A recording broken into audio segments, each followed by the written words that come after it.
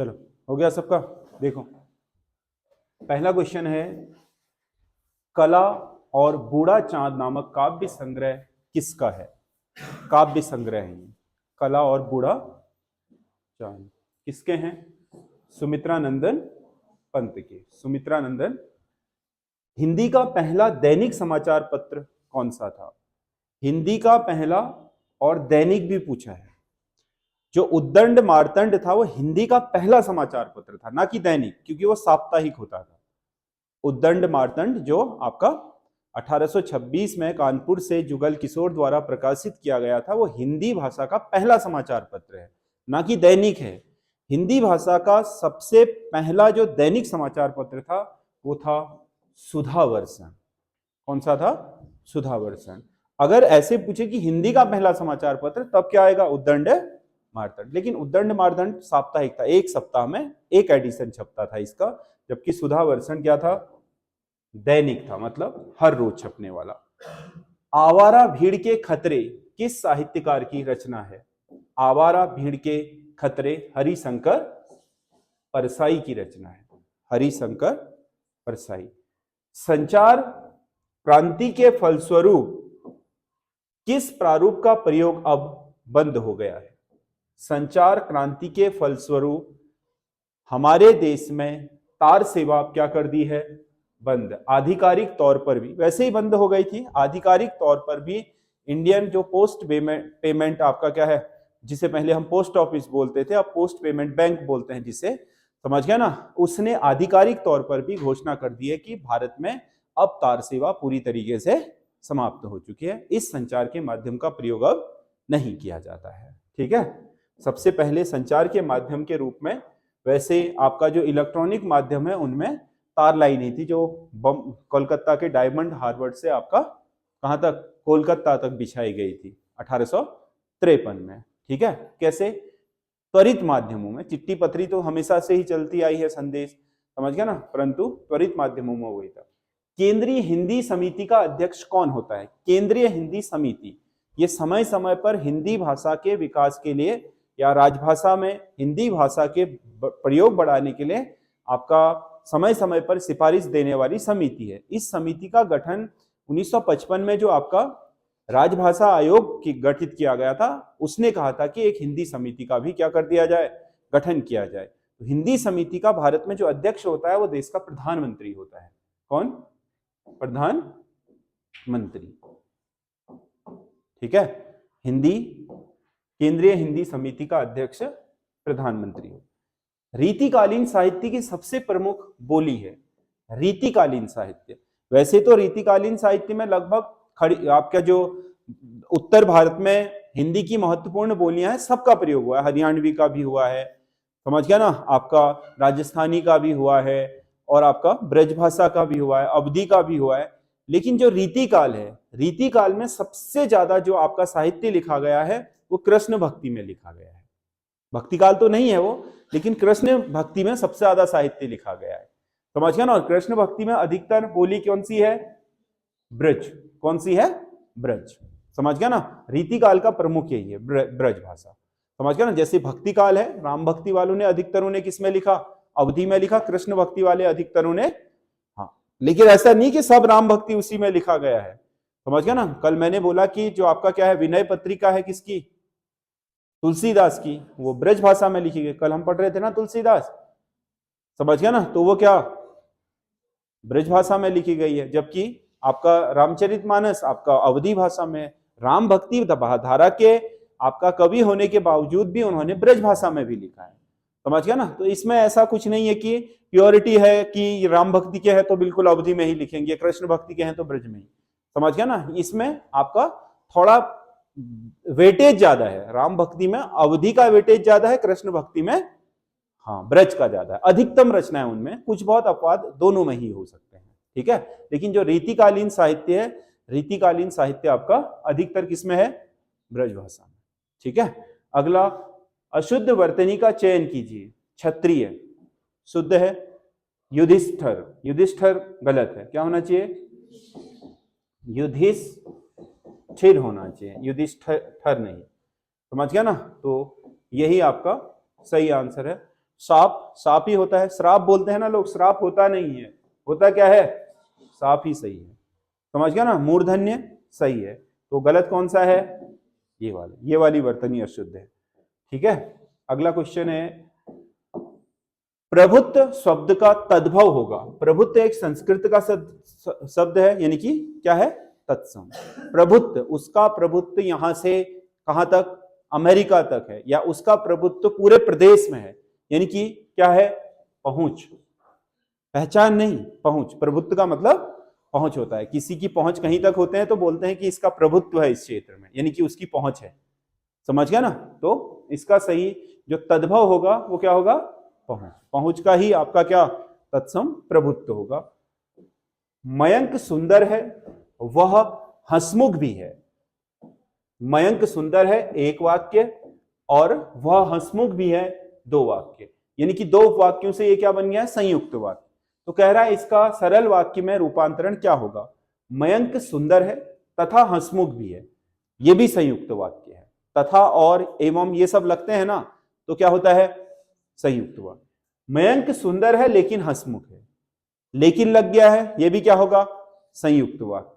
मयंक सुंदर होने के साथ हंसमुख भी है, ये क्या होगा, सरल वाक्य। ये क्या होगा, सरल वाक्य। अगला क्या है, मयंक सुंदर भी है और हंसमुख भी, ये भी क्या होगा, संयुक्त। ये तीन संयुक्त हैं, ये और ये सरल है। देखो इस वाक्य में एक ही उद्देश्य और एक ही विधेय है, समझ गया ना। और दूसरी चीज क्या है, एक ही उपवाक्य है, एक ही पूरा वाक्य, जबकि इनमें सब में क्या है, दो दो हैं। इनको अलग करोगे तो सब अपने आप में पूर्ण वाक्य निकलेंगे। ठीक है, अगला क्वेश्चन है, व्यंग्य और उपहास व्यक्त करने वाले वाक्यों के अंत में कौन सा चिन्ह लगता है। व्यंग्य, आपने कहा तुम बड़े हरिश्चंद्र हो, तुम बड़े हरिश्चंद्र हो, व्यंग्य कस रहे हो ना किसी पर, तो क्या लगेगा, विस्मय आदि बोध। कहीं पर भी हम किसी का उपहास उड़ाते हैं या उस पर व्यंग्य करते हैं तो वहां पर क्या होता है, विस्मय आदि बोधक चिन्ह लगता है। ठीक है, अगला क्वेश्चन है, सुव्यवस्थित शब्द में कितने उपसर्ग होंगे। सुव्यवस्थित शब्द में कितने उपसर्ग होंगे, तीन। कितने होंगे, तीन। कैसे, सु, धन, वी, धन, अव।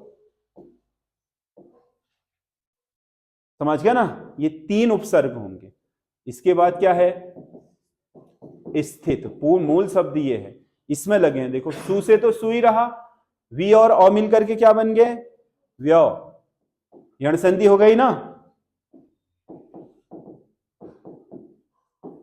एक, दो, तीन, तो कितने उपसर्ग होंगे, तीन उपसर्ग सुव्यवस्थित में। ठीक है, व्याख्यान शब्द में कौन सी संधि होगी। व्याख्यान, व्याख्यान बना है वी धन आख्यान से। पहले पद का अंत किसमें हुआ, छोटी ई में। दूसरे पद का आरंभ किसमें हुआ, आ में। बनेगा क्या, या। जहां पहले पद का अंत ई, उ या री में हो, दूसरे पद का आरंभ औ, आ या किसी अन्य स्वर में हो, तो वहां पर ई का क्या बन जाता है, क्या बन जाता है, ई का यो, और उ का व, री का अर। समझ गया ना, यानी कि रौ। ठीक है, तो इसमें आपने देखा कि क्या बन गया, या किस में बनता है, यण संधि में। देख लो, ये वी, और वी में से ई हटा दिया तो ये बन गया, तो ये क्या बन गया, वी में से ई बढ़ती तो क्या, वो अब आधा ही रह गया ना, और ई और आ मिल करके क्या बन गए हैं, आगे को तो वही रहना है, संधि में कोई अंतर होता नहीं है। वो में से हलंत हटा दो, समझ गया ना, क्या बन जाएगा, व्याख्यान। क्या बन जाएगा, व्याख्यान। ठीक है, तो इसमें कौन सी संधि होगी, यण संधि। मैं स्कूल नहीं गया क्योंकि मुझे बुखार है। वाक्य में अव्यय होगा, कौन सा अव्यय होगा, अव्यय शब्द क्या है इसमें, क्योंकि। जहां पर अव्यय शब्द किसी संयुक्त वाक्य या आपका मिश्र वाक्य का जोड़ लगाए, तो ऐसे अव्यय शब्दों को बोलते हैं समुच्चय बोधक अव्यय शब्द। क्या होगा, समुच्चय बोधक। वैसे भी मैंने आपको बता रखा है, क्रिया विशेषण आप जानते हो, वो क्रिया के होने की विशेषता बताते हैं, कब, कहां, कैसे, कितना में।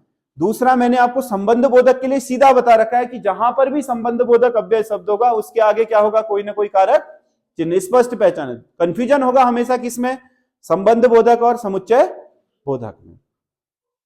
समझ गया ना, ये आपका क्या यहां पर क्योंकि जो लगा है, समझ गया ना, क्योंकि इसलिए ये सब क्या जोड़ लगाने वाले होते हैं। दो उपवाक्यों को जोड़ करके एक संयुक्त या मिश्र वाक्य बनाते हैं, इनको बोलते हैं क्या, समुच्चय बोधक क्या अव्यय शब्द।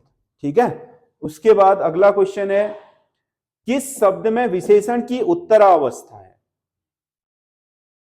उत्तरावस्था में तर ही लगता है, मैंने आपको बताया, उत्तमा में तम और उत्तरा में तर। जैसे आपने कहा उच्च, क्या कहा, उच्च मूल अवस्था हो गई, उच्च तर कहा तो उत्तरावस्था हो गई, उच्च तम कहा तो उत्तम अवस्था हो गई।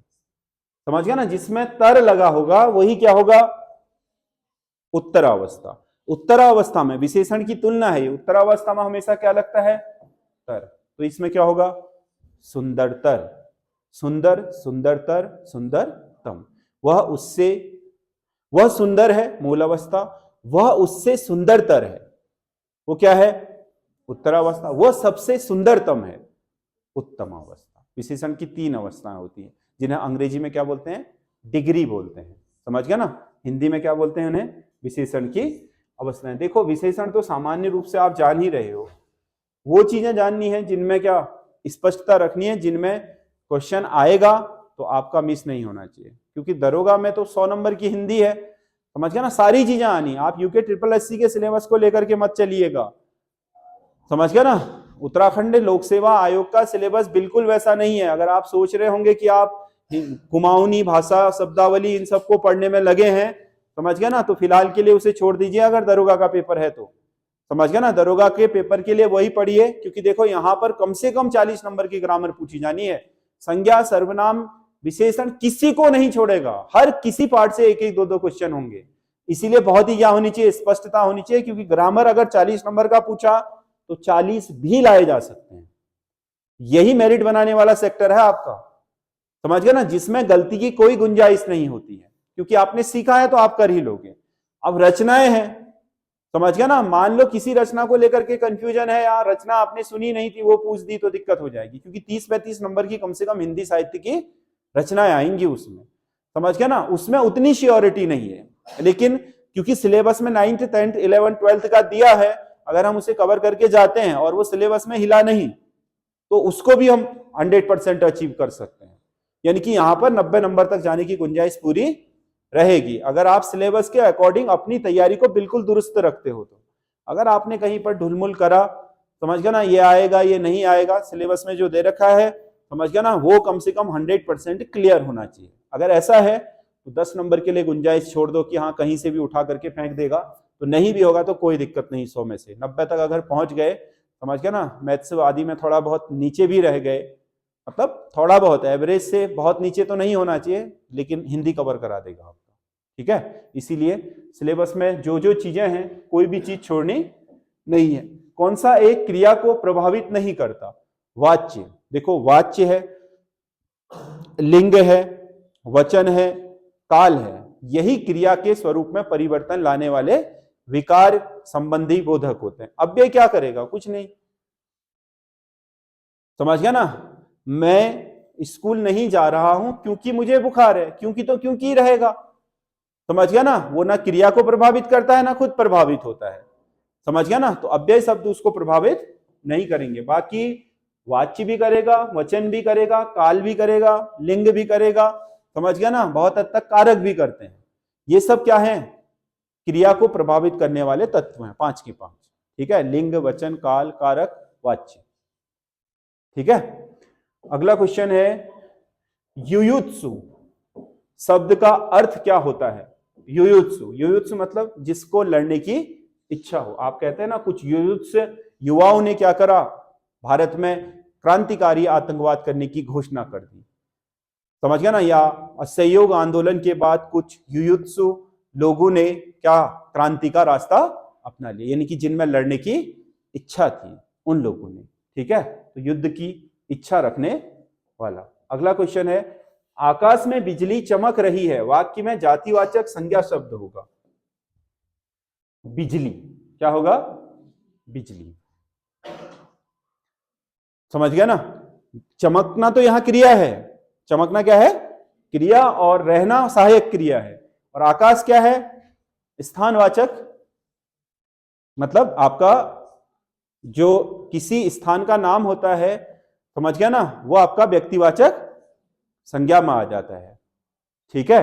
और ये जो आपका क्या है, बिजली शब्द है, ये प्राकृतिक घटना है, कोई प्राकृतिक वस्तु नहीं, प्राकृतिक घटना। प्राकृतिक घटना क्या होगा हमेशा? आकाश तो एक ही का नाम है ना, समझ गया ना? प्राकृतिक घटना क्या है? बिजली।